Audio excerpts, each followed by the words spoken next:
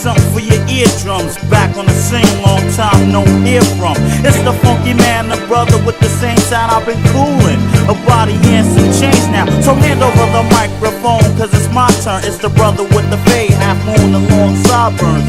Nights doping, keep the girl scoping. What is up? Welcome to another episode of Maximilian Must Know. Got a review today. We're going to look at Amber Flash from the Towerville line from the House of Andy Tower. I've reviewed 3 from the Tower House so far: Rose Kandahar, L'air du Desert Americain, and Incense Flash. I own 5 fragrances. I own this, and I also own Fruit Truly Flash. I need to grab the Vanilla Flash, I think, and the Rose Flash. Also Lone Star Memories, which is that beautiful dirty leather. Probably Au Cœur du Desert, which is the sequel to L'air du Desert Americain. And I need to check out his new cologne inspired fragrance, simply titled Low. I don't know that I need Tuberose Flash. Tuberose really isn't my thing, so I probably would skip it, but I haven't tried it yet, so maybe I should say that before I try it. This one was released in 2015. It was the 4th in this really great series. You know, this is a series that Andy did because he wanted to get fragrances out quickly. And he wanted to make sure they had a good price, really good quality, and maybe a minimalist presentation and a little bit less juice, but just when he had an idea, he wanted to be able to get distribution quick. And so this one came out after Rose, Vanilla, and Incense.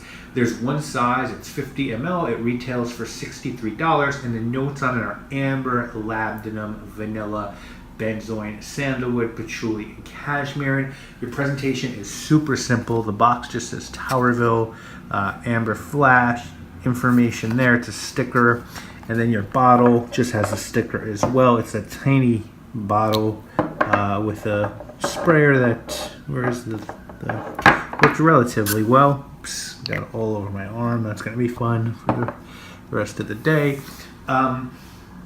So yeah, really minimalist presentation, and that's sort of the point here. As far as the scent goes, so amber is described as, in perfumery, it's described as a mix of resins and vanilla at its most basic. And a labdanum accord usually is going to be made, an amber accord is going to be made of labdanum, benzoin, and vanilla. So like my first amber accord that I ever made was a 10 gram amber accord, and it was really like 8 grams of benzoin and about 1.6 grams of labdanum. Labdanum is really strong, and about 0.4 grams of vanilla.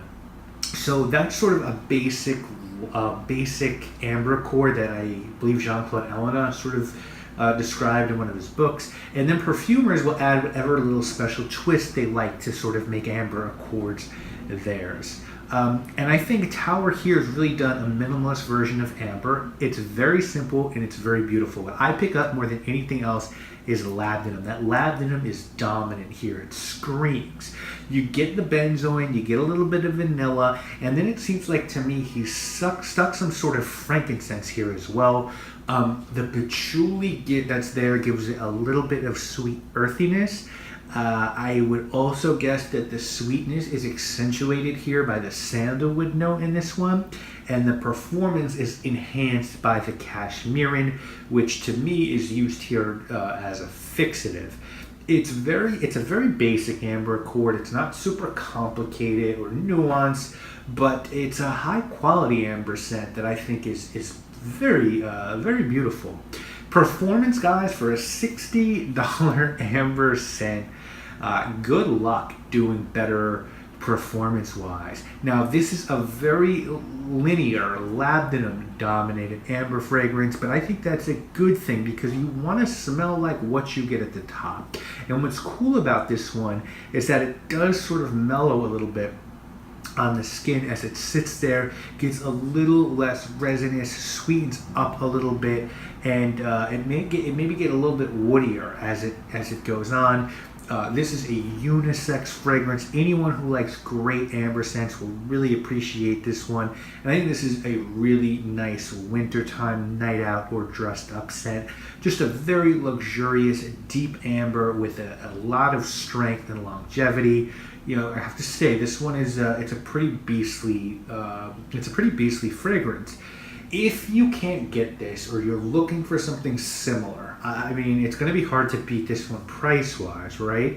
But there's also other good resinous ambers out there that might give you a little bit more depth. And, you know, you can check out Amber Absolute by Tom Ford, which I think this one is fairly close to. Ambre Sultan by Serge Routan.